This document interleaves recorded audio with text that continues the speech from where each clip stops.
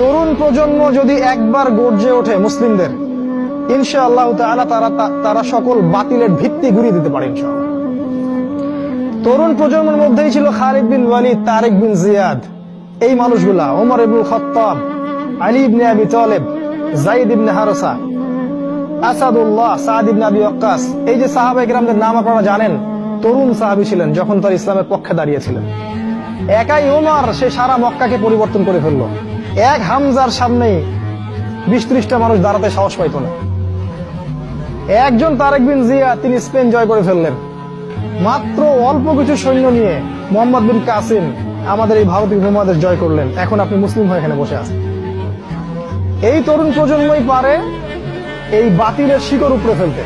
এই জন্য মাসিহুদ দাজ্জাল এবং তার অনুসারীরা খুব ভালো করেই জানে যে মুসলিম তরুণ প্রজন্মকে যদি আমরা আটকাতে না পারি, তাহলে আমাদের ভবিষ্যৎ খারাপ আছে।